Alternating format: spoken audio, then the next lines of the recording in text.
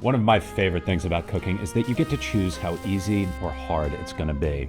And the one-pot meal is definitely cooking on easy mode. To me, a great one-pot meal is easy, but also fast, and actually just uses one pot. I don't have to take things out of the pan and put them back in, or to do anything other than to maybe chop a few veggies or a piece of meat and get to work. There may be many one-pot meals, but these, my friends, are well worth your time. I'm making beef and broccoli with udon and basil, honey mustard kielbasa and Brussels sprouts, and what might be the easiest butter chicken of all time. Let's dive right into the beef and broccoli. I started with a strip that I thinly sliced, but you can use any cut of steak or even the frozen shaved stuff that most grocery stores sell. Just make sure that the ingredient list only says beef.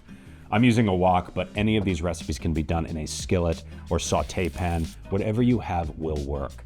I seared the beef on high heat with a little bit of salt for a few minutes until it started to get a delicious light browning. Then I added chopped baby broccoli and cooked it for another minute until it's ready for minced garlic and ginger. This only needs to cook until your pan starts to smell amazing. Then I added a packet of fresh udon noodles along with low sodium soy sauce, rice vinegar, sesame oil, and cane sugar. This is a powerfully delicious combination of sauces, and I like low sodium soy in it because I can add more of it to get more of the soy flavor hit before everything gets too salty. Personally, I really like to cook at home with this sort of sequence-based style instead of using specific recipes because it's faster, and usually you'll get something that's just as delicious. But for you recipe fiends, here are the exact weights I used. After everything is mixed up, I bomb the pan with Thai basil, sesame seeds, and freshly ground black pepper. 7 minutes, and probably the most delicious thing I ate all week. But this next recipe is a sleeper on flavor. I started with baby gold potatoes that I chopped and added to my hot pan with grapeseed oil.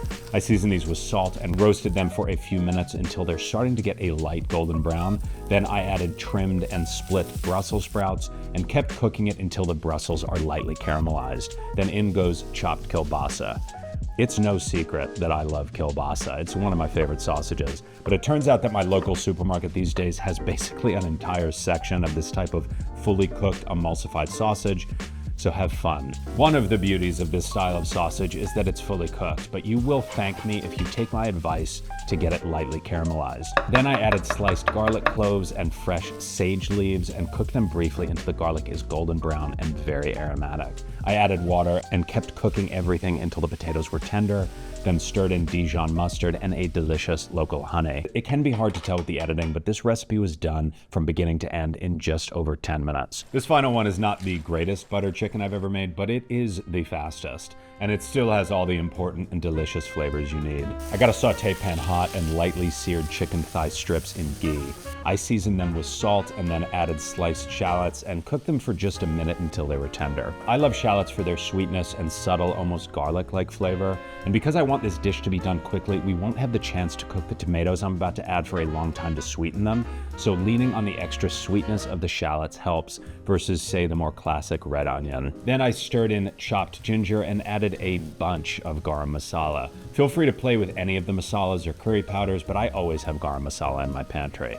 I cooked the spice mixture for 10 or 15 seconds to bloom the delicious flavors and aromas, then added cherry tomatoes and passata, which is an unseasoned tomato puree, but feel free to sub the standard stuff if it's easier to get. I simmered it for a few minutes and then added heavy cream at the end.